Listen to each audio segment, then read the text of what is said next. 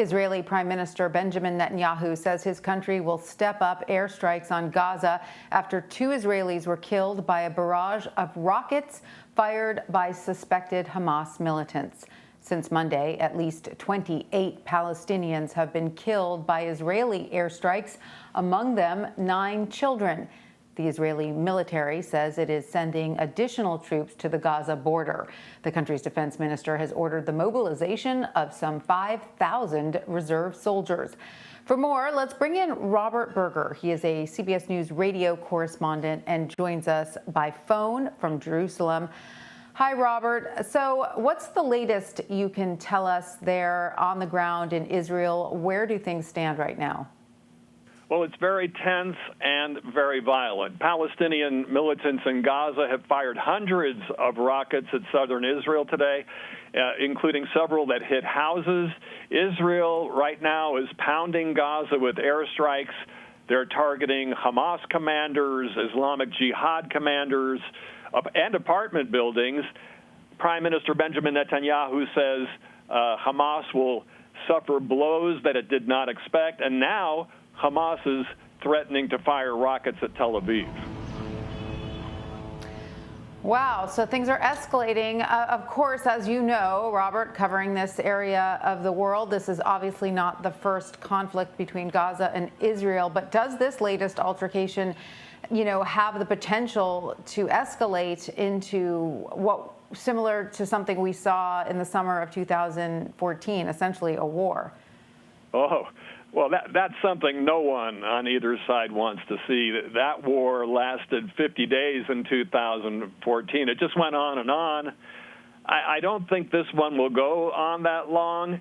But, both sides want to be able to declare victory at the end. Israel wants to achieve deterrence. Hamas wants to show that it's the defender of Jerusalem. So this could last a while.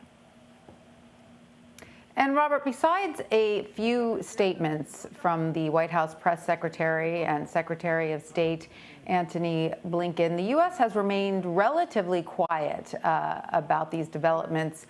What would Israel ideally want to see from President Biden? I think the Biden administration doesn't want to get off to a bad start with Israel, so it's treading carefully. But when Israeli cities are getting bombarded, it's hard for the U.S. to call on Israel for restraint and not to back Israel's right to self-defense. I think that's what Israel would like to see from President Biden is backing like that for Israel's right of self-defense. But Israel also knows that pressure is eventually going to come from the U.S. International pressure for restraint. So I think Israel wants to act while it can, hit Hamas as hard as it can while it can.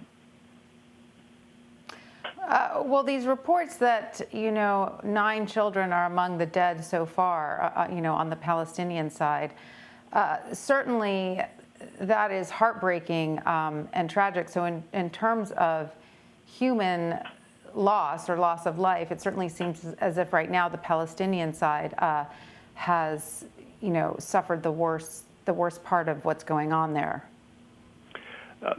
Yes, that's true, and that's how it's going to be. There's no doubt about it. But I think Israel has decided to take the gloves off. This started actually last night here in Jerusalem when rockets were fired toward this city. I heard sirens go off, and I heard the booms of the rockets. So for Israel, that was crossing a red line. I mean, there is going to be collateral damage.